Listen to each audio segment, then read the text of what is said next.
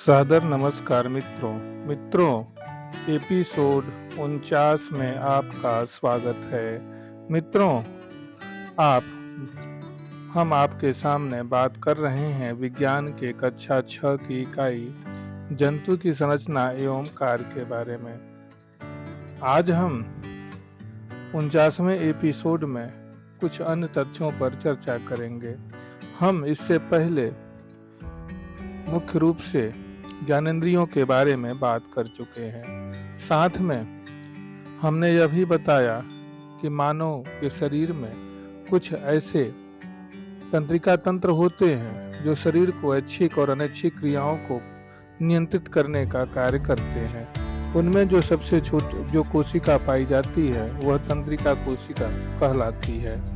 इसी प्रकार हमने बताया था कि तंत्रिका तंत्र 3 भाग होते हैं, मस्तिष्क, रीढ़ रज्जु और तंत्रिकाएं। अब उसके बाद हमने नाक के बारे में बात किया तथा साथ में उसके बाद हमने त्वचा के बारे में भी बात किया। त्वचा के बारे में हमने बताया था कि त्वचा को हम स्पर्शेंद्रिय भी कहते हैं। उसके बाद हमने जीभ के बारे में बात किया था।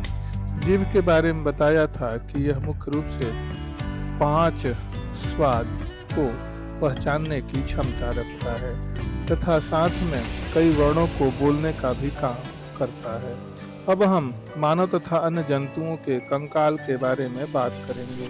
यह भी मनुष्य के अंग तंत्रों में से एक अंग तंत्र है जिसे हम कंकाल तंत्र कहते हैं। जैसे हम मकान को बनाने के लिए कई प्रकार के हम चीजों का वस्तुओं का प्रयोग करते हैं, जैसे सीमेंट, बालू, ईंट, सरिया आदि लेकर के हम मकान को बनाते हैं। पहले पिलर बनाते हैं, उसके बाद ईंटों की सहायता से हम उसके दीवार को तैयार करते हैं, उसके बाद छत तैयार करते हैं और छत तैयार करने के बाद एक बड़ा सा मकान तैयार हो जाता है। इसी प्रकार जंतुओं के शरीर को निश्चित आकार देने के लिए भी एक विशेष संरचनाएं होती है।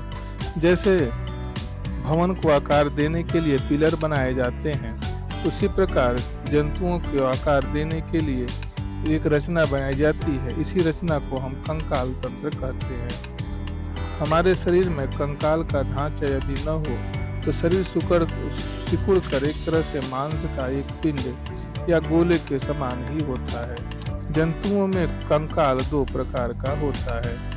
एक त्वचा के ऊपर पाए जाने वाले कंकाल जिसे हम बाह्य कंकाल कहते हैं, जैसे बाल, नाखून और कई प्रकार के ऐसे जानवर जिनके सींग पाए जाते हैं और मनुष्यों में नाखून पाए जाते हैं और कुछ जानवरों में भी नाखून पाए जाते हैं। साथ में सींग, खूर आदि जो भी पाए जाते हैं ये बाहरी कंकाल या बाह्य कंकाल कहे जाते हैं। जो पशुओं के खुर पाए जाते हैं या जानवरों के जो खुर होते हैं वे भी बाह्य कंकाल के एक रूप होते हैं। और एक अन्य त्वचा के भीतर पाए जाने वाली अस्थि या उपास्थि को हम अंतः कंकाल कहते हैं।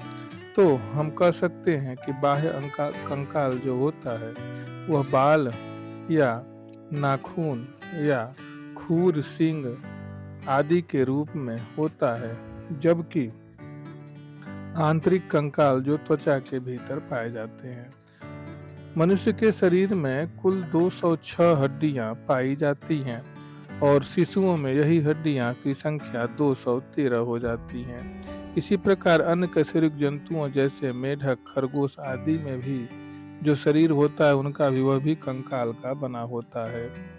जो मनुष्य में हड्डियां जो पाई जाती हैं, सबसे ऊपर का भाग कपाल होता है, उसके बाद हाथ के हड्डी जो कहलाती है वह अंश मेखला कहलाती है और सामने की जो पसलियां कहलाती है उसे हम उरोस्थि कहते हैं और हाथ की जो पहली हड्डी होती है वह प्रगंडिका कहलाती है। उसके बाद कमर की हड्डी को श्रोणी मेखला कहते हैं। इसी तरह से हाथ के आगे हथेली से पहले वाली हड्डी रेडियो अल्ना कहलाती है, जबकि उसी तरह से पैर की हड्डी जो होती है, जो सबसे बड़ी होती है जांघ से नीचे, वह फीमर कहलाती है।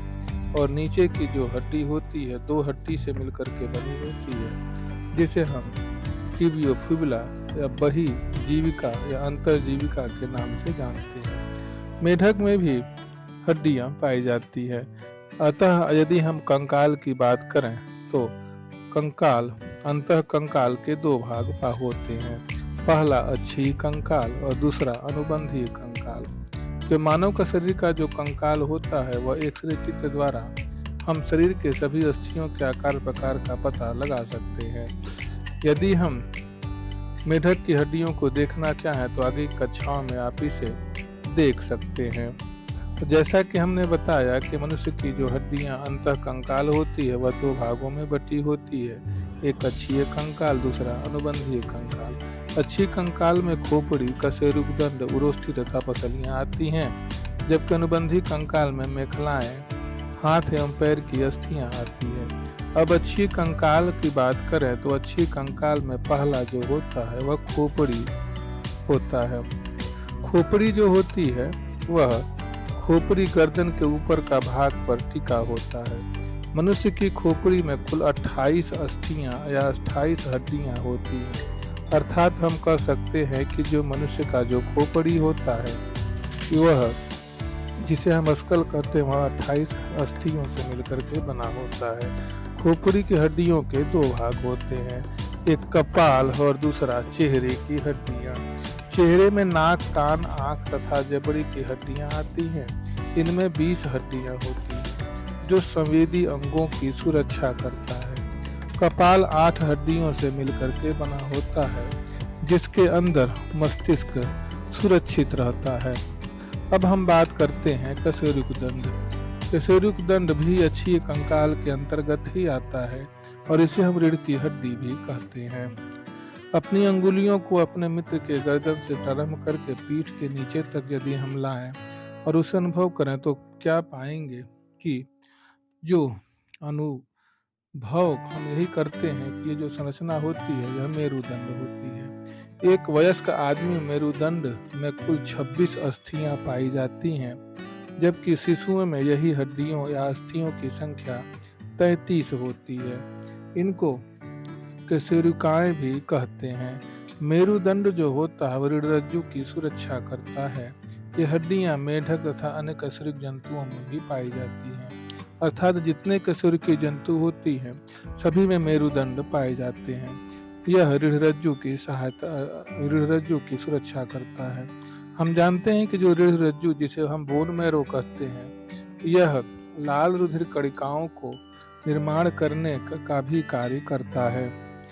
तो इस प्रकार के कशेरुकदंड के मुख्य रूप से 4 भाग होते हैं।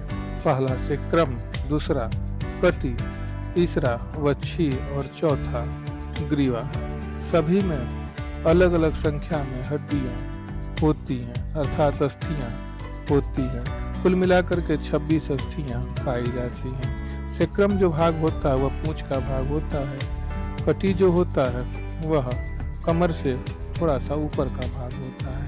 इसी प्रकार वक्षी जो ग्रीवा होती है वह भाग होती है। अब हम बात करते हैं उरोस्थी तथा पसलियों के बारे में। जो उरोस्थी पसलियां होती हैं वह भी अक्षीय कंकाल के रूप में ही अक्षीय कंकाल के अंतर्गत ही आती है, जिसे हम छाती की हड्डियां कहते हैं। यदि हम अपने वक्ष या छाती को छुएं या हल्का सा दबाकर अनुभव करें तो पाएंगे कि मनुष्य के वक्ष में 12 जोड़ी लंबी और घुमावदार अस्थियां मिलकर पसली पिंजर बनाती हैं। ये पसलियां वक्ष के पीछे रीढ़ की हड्डी से तथा आगे की ओर उरोस्थी से जुड़ी होती हैं। इनका कार्य शरीर के अंदर पाए जाने वाले अंग, जो कोमल अंग होते हैं, जैसे हृदय तथा फेफड़े की सुरक्षा करना होता है। इस प्रकार जो उरोस्थी या पसलियां, जिसे हम छाती की हड्डियां भी कहते हैं, ये बहुत ही आवश्यक हैं, जो हमारे शरीर के अर्थात कोमल अंगों से सुरक्षा करती है। मित्रों, आज के इस एपिसोड में बस इतना।